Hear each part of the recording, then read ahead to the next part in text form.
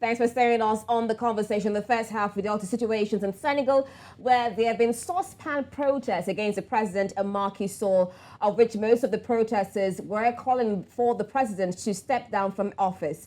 Right now, we move straight to Nigeria, where the Nigerian Senate has denied the accusations of pardoning the 2022 supplementary budget with 70 billion naira for lawmakers. They clarify that passing the Supplementary Appropriation Act is part of their constitutional duties aimed at providing funds for the federal government's palliative for the Nigerian public and fulfilling other national needs. Now, this response was prompted by an article claiming that over 200 billion naira, which was not initially estimated, was added to the budget for fraudulent projects. Senator Yemi Adaramodu, the chairman of the Senate Committee on Media and Public Affairs, stated that the article lacked evidence and was an attempt to tarnish the leadership of the Senate. Now, join us for this discussion. We have Deji Ajare, the Executive Director of Sterling Law Center. He joins us from the nation's capital, Abuja. A warm welcome to you, Deji, and thanks for joining us on the conversation. Thank you very much for having me. Now, Deji, several sources last week revealed that Senate President Godswill Akpabio and several other senators capitalized on the request made by President Tinubu for the appropriation of 500 billion naira for palliatives through the amendment of the 2022 Supplementary Act. What are your thoughts on these allegations of pardoning the 2022 supplementary budget and the nature of the federal projects that the publication alleges were inserted into the budget? Well, first, let me. I have also read that the National Assembly has denied that, contrary to the common knowledge, contrary to what is commonly being said in the public, that the fund is palliative for members of the National Assembly, that it is not palliative, but rather it is supplementary budget for office renovations and furniture. And I want to believe that that is probably the position. But I think the allocation of 70 billion naira to the National Assembly even for office renovations and furniture, amidst the struggles faced by ordinary Nigerians due to the removal of fuel subsidy and the impact of the foreign exchange rate, is one that will make one really think that our government is callous and insensitive. And it is essential that we acknowledge the challenges that Nigerians are facing in the wake of the removal of fuel subsidy and the fluctuations of this exchange rate. Many Nigerians are groaning under the weight of rising living costs, increasing inflation rates, and an uncertain economic climate. The impact of this hardship was overlooked by the National Assembly and by the executive, and they went ahead to allocate these funds for renovation of the National Assembly and for furniture. That is, remember that this is aside all the other allocations that are already in place for payment of the emoluments, salaries, and allowances. And we're talking about office renovation and allowances, not only at private residences. We recognize the importance of providing lawmakers with suitable working conditions. And it is actually very important, of course, for them so that they can be productive. But such decisions must not be made with levity. They must be made with a sense of responsibility and sensitivity of ordinary Nigerians. Now, in these times of economic hardship, when citizens are struggling to make ends meet, when Nigerians have been called upon, and in fact, they have started tightening their belts, they have started making adjustments, they have started coming to terms with the hardship that they have to face, these sacrifices that they were called upon is expectedly with the hope that in the near future, the economy will stabilize, and then they will start reaping the benefits. The question is, why shouldn't this same thing apply to our elected public office holders? Why should only the citizens be the ones to make sacrifices? It is one that calls for, sober reflection, and it also calls for questioning the priorities of people that we elected into government. Yeah. It is one that will question whether indeed their primary interest is the plight or the benefits of ordinary Nigerians. Now, Deji, there are a lot of issues when we talk about the priority of the National Assembly. I'd like to bring in Mary Oguji. She's a human rights activist and lawyer. She's also joining us from the nation's capital, Abuja. Now, on one side, Deji was talking about the amount that was spent looking at the economic situation of the country. But on the other side, on the issue of the budget pardon, the allegations. I mean, there are some instances made, including 1 billion naira earmark for the supply of tricycles.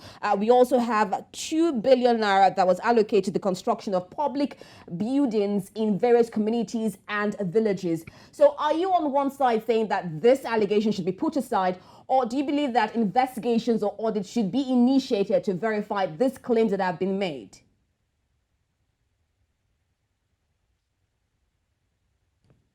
Mary, can you hear me? Mary, can you hear me? All right, while we're still trying to get Mary, Deji, I don't know if you would like to speak on this. I mean, you're talking about the fact that the priority is definitely not there. I mean, are you talking about the people or just the lawmakers? But on the other side, we've had several issues of budget pardon. So do you feel that these allegations should be put aside and live with the optimism that possibly with what the National Assembly is saying that and refuted the claims that the country should just go with that? See, transparency and accountability are paramount in any democracy, including ours. And as public servants, lawmakers have a duty to ensure that every allocation of public funds is justified and that it serves the best interest of the Nigerian people. It is our right as citizens to demand that transparency in the allocation process and to hold our representatives accountable for their decisions. And so if Nigerians, for whatever reasons, have a suspicion that there has not been, their due process has not been followed, or that their elected representatives have not prioritized the interests of the citizens, or that they have prioritized their personal interests over those of the citizens, then the Nigerians are right in asking these questions. And the appropriate thing that ought to be done, a responsible government, would be to open up an inquisition, to do a thorough inquisition into what has transpired, and then make it public. That is the way you're going to gain the trust of the people. And you see, these suspicions are not confounded, whether they eventually turn out to be right or wrong. It is because it is what Nigerians have seen that have happened in the past, even as confessed by some elected representatives themselves. And so I think the appropriate thing that the leadership of the National Assembly should be doing now, that is, if they are concerned and interested in what the people think of them, what they should be doing right now is open an inquiry, open an inquisition, make it very public, make sure that whatever comes out of it is known to all members of the public, and that at the end of the day, if indeed there are infractions, those who are responsible for it are punished. This is the essence of transparency and accountability in government.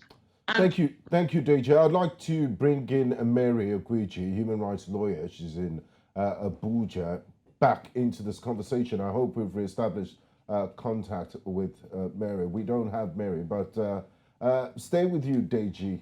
The Senate spokesperson, Senator Yemi Adaramodu, said that the 70 billion naira appropriated to the National Assembly was a legitimate and necessary provision needed for rehabilitation of officers, of lawmakers, amongst other things. According to him, many senators had to bring their chairs, tables, and electronics, and in many cases do sundry repairs. Like you acknowledge that, it's nice for our lawmakers to live in, to work in conducive environments. What are your thoughts on the renovation of the assembly complex? Because every other few years, we have issues of this renovations coming up. And are you satisfied with the assurances by the Senate that this much debated allocation will not be paid to any legislator and will be managed by the National Assembly. Yeah, you see, I said it earlier. Now, while we acknowledge that it is important that our lawmakers work in a conducive environment, but please, the entire country itself is sitting on dilapidated grounds. Nigerians, even in their homes and in their offices, are working under already very horrible conditions. And you are calling upon Nigerians to make sacrifices, further sacrifices from the current position where they were. And Nigerians are saying, well, do we have a choice? And they're going ahead to make these adjustments. I think our National Assembly, our lawmakers, ought to make these sacrifices. Now, Deji, just quickly, permit me to interrupt you there. What would be a good compromise? You do acknowledge that the senators need to work and members of the National Assembly in a conducive environment. You also recognize the socio-political nature, the current state of the Nigerian economy and what the ordinary Nigerians are going through. So what would be a fair compromise? Should they reduce the amount? Should they go for a lower quality type of furniture? 20 billion naira is huge. It's too huge at this moment to be used for renovations and for office furniture at the National Assembly complex. It's not a new structure, for God's sake. Way lesser amount should be allocated for this. And even if it does not meet the standard that we are ordinarily used to or that they ordinarily think they desire, but we're saying at this point that, in fact, maybe 5 billion naira should be able to do whatever renovation you're doing in that National Assembly complex. It's not a new construction. Everybody knows lots of things out there. So we're saying it's too huge. It should be reduced. And in fact, ideally, such a project like that should ordinarily have been made public with public input, so that at the end of the day, people will be able to understand how they got to that amount. And I think if they did that, believe me, you would find that way less than that, way less than that 60 billion will be allocated. Rita, do you think it's a maintenance problem? Because look at this table here. We've been using it for quite some time, and it's not dilapidated. It's the National Assembly, and you would expect that, they will have new things over and over again. Possibly, yes. I mean, the type of table that they're using, and the cost of production is high. Possibly, maybe but I'm sure there are carpenters there. There are people that are doing carpentry business that can offer them at very cheap. They can give them a discount if they maybe try. You could help them out with negotiation. But anyway, let's bring Mary into this conversation. I don't know if you share the same thoughts. I mean, with the amount, with the allegations of budget padding that we're having. Some people, just like Deji also mentioned, talked about the fact that you look at the agricultural sector, just 19 billion naira was allocated to it. Looking at the 500 billion naira palliatives that was offered by Tinubu. Now, how can exactly they rationalize the amount? I mean, how do they know, okay, should they put more budget into the agricultural sector, into the health sector? How exactly can everything be well rationalized? Okay. Personally, I was really shocked because listening to some of the lawmakers who actually appropriated 70 billion for the renovation of the National Assembly and for the newly elected National Assembly member. I think they said the money was supposed to use to help them settle down. Looking at their points of view, you hear them say that they don't even know what this, they cannot really advocate for how this money is going to be spent. And so it's even going to be very difficult for you to be able to check and balance the amount that is actually being appropriated to them. How are we going to check to be sure that these monies are actually being used for what they said they were going to use it for? Because they just said 70 billion for the welfare of newly elected members. And the newly elected members, are these members that are coming to the National Assembly for the first time, or do they include all the National Assembly members? It's something that we are yet to know. And looking at the circumstances of Nigerians today, a lot of people are going through hardship. A lot of people are going through long suffering. So coming from the past administration and now moving into this present administration, I feel it's very careless, and will I say it shows to an extent the lack of empathy for the people. For you to want to appropriate 7 billion just to 70 billion. 70 billion, sorry, just to furnish or to take care of the welfare of incoming members. Sorry to interrupt you. I mean, this issue is coming as a result of the palliative that was approved by the National Assembly. And some other people will also say that this palliative is not needed. So what's your take on this 500 billion naira? When we talk about money, it seems like it's getting harder these days. This 500 billion naira palliative that was approved, because it's more like 8,000 naira that will be given to different households in a month. So what's your take on that? Okay, personally, I feel the palliative is actually welcomed, but it's the way it's going to be appropriated that I have issues with. Because we all know 8,000 naira to households, not even individuals, to household. What can 8,000 naira do for a household in a month? We should be talking about what is more like you are. It's more like we are creating liabilities for the people. And after the 6 months, what happens to them? There is no sustainability in this particular plan. So I don't actually see it as a palliative, but I don't see it. I see it in a way like a money scheme, because how are you sure that what will the 8,000 really do? I know that yes, there are really poor families in the most rural areas, but notwithstanding, we buy rice. The cost of rice is the same everywhere. The cost of oil is the same everywhere. It's not different for those at the rural areas. It's almost the same. So one tends to wonder what the 8,000 naira is going to do. I expected them to look towards the area of agriculture, look towards the area of hospitals. For example, most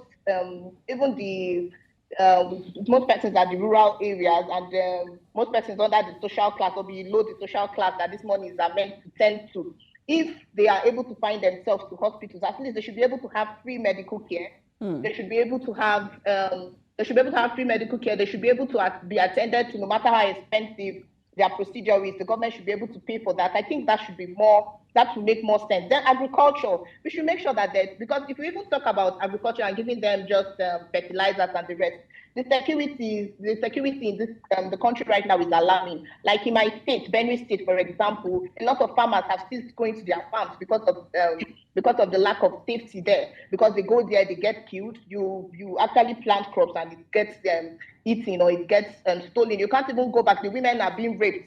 So we are talking about security. We should be thinking of those kind of things.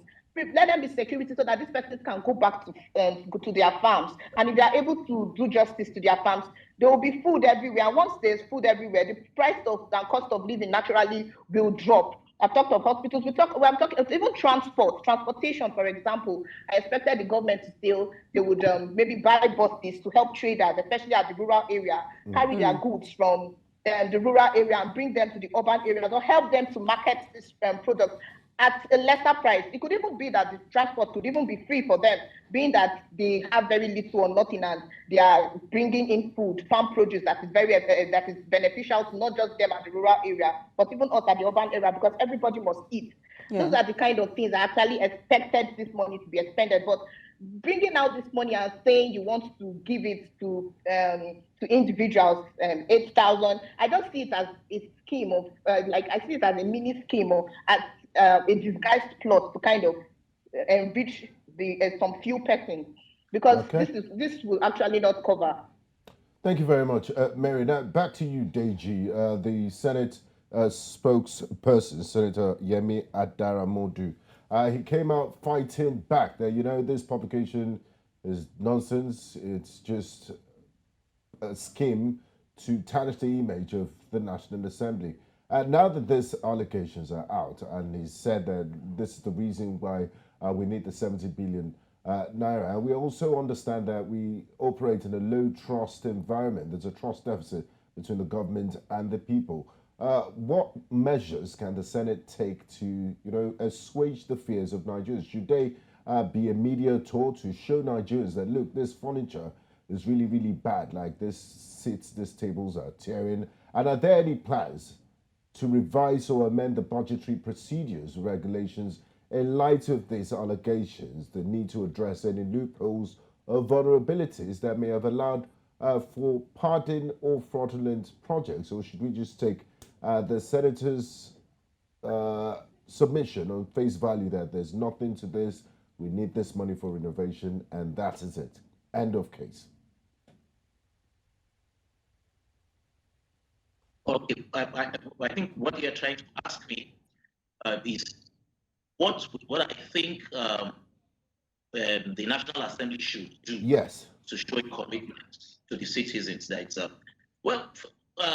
I had said earlier that National Assembly members, particularly the leadership, must understand that they are servants of the public and that their actions should reflect a genuine commitment to the welfare of the citizens that they represent. So, first, I have said they must hearken to this to the disappointment of the citizens and revisit the funds. They must reduce that the funds that have already been allocated. One. And then two, whatever process they are going to engage in must thereafter to reach a decision as to what reduced amount to allocate properly now. They must engage in constructive dialogue and, with the citizens. They must ensure that the process is open and that they are committed to a fiscally responsible and compassionate governance. It is the only way that they can gain back the trust of the people, and of course, further get the people to commit to tightening their own belts to that like they have already started doing. Wrap things up. I mean, I'm still going to bring about the issue of the palliatives. Do you also feel that this 500 billion naira was necessary? And when you look at the corruption, I mean, it's just how many days that this news came out and we're already having issues of budget padding. How exactly will the palliatives or this things actually get to the people? Do you also share concerns concerning that? I want your thoughts on that quickly. Very, very, absolutely. Thank you. I have concerns. Ordinarily, palliatives, first, subsidies are very good. Of course, it was corruption in the subsidy regime that led to the call for its removal. And palliatives in times like this are very advised. The problem that we have is that we have a system that is not efficient enough to administer these palliatives. I don't know how you're going to identify these 12 million households that are going to enjoy or benefit from this palliative that you are going to put in place. Secondly, there is no way to guarantee that these palliatives will actually reach those people, the poorest of the poor, those people who ought ordinarily to benefit from it. And we are saying these things from experience of the past. We all know what we experienced under the previous administration with the Humanitarian Affairs Ministry and its efforts at implementing those social welfare programs. And the failings, those failings are embedded in the system. They've not been removed, and until they are removed, there's no guarantee that this current effort will succeed. And so what I would have expected our government to do, having admitted that it failed in tackling corruption in the subsidy regime in the oil sector, having admitted that, what it should ordinarily do is to find a way to put this fund that has been allocated for palliatives, and those palliatives to be put into the system in such a way that at the end of the day, everybody gets to enjoy them guaranteed. And thank you very much, Deji Ajare. Unfortunately, we've run out of time on the program. Thank you, Deji Ajare, Executive Director of Sterling Law Center in Abuja. And also Mary Ogwiji, human rights lawyer and activist, also joining from Abuja. We do appreciate your insights and your contribution to the program. Thank you. Thank you.